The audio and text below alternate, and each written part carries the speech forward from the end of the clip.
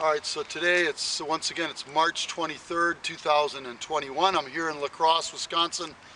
Once again, you can see the big Indian here down at Riverside Park, Mississippi River. And, we're all very concerned about this. I appreciate President Trump and the White House calling it the Wuhan, China pandemic. Yeah, we'll stick with that name. Of course, he would know just like I know, just like anybody that wants to research who wants to know it's a biological weapon. But, like I say, there's more to talk about. But, there is a name that you need to know, a Chinese man's name. He's from Beijing. He's living in New York. He's a Chinese citizen. His name is Guo Wengui. Just remember that name, Guo Wengui. That would be Guowengui.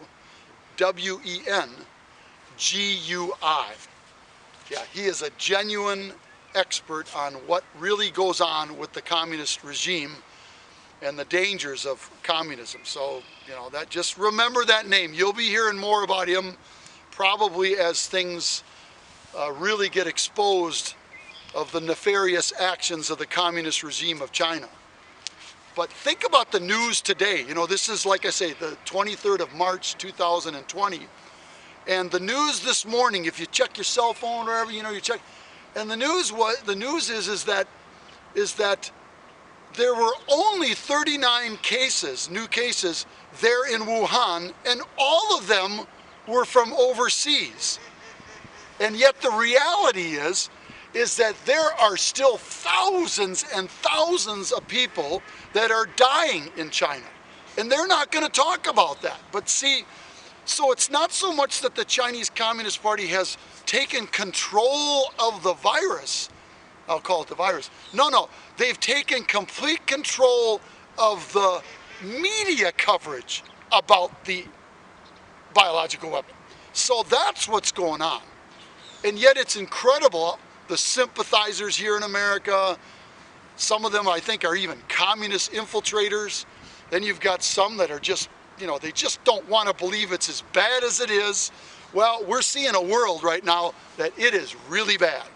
So, but I'll continue to pray, preach the gospel. I was talking with my people there in Pakistan. They're all wearing their masks, so I'm praying about the 39 orphans and the Christians there.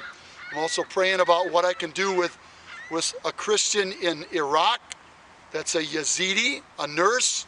So I'm expanding my ministry opportunities, right? Continuing to have my Bible studies in China. But, things are looking like the Communist Party is going to shut down. They already shut down Skype. So now I got to train my people over there to somehow get a VPN and get over the firewall, which we were able to do last night.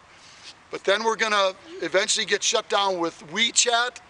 So if in the case, like I said, the Communist Party is effective enough to stop the entire communication of the gospel message in the Bible, I truly believe that's the last day of the Communist Party leadership, because God will remove, based on Matthew chapter 16, verse 18, is that the gates of hell will not prevail against the Church of Jesus Christ. So in order for God, which he will, keep his word, they have to be removed from power, because they're tearing churches down, persecuting Christians. That's been going on for my 35 years in China. But now Bibles have been taken. Now they're taking away communication on cell phones and on the internet. That has to be the demise of the Communist Party. So that's the good news. The good news is Jesus Christ is on the throne, and we, thank you, Lord, you will get through this. Thank you.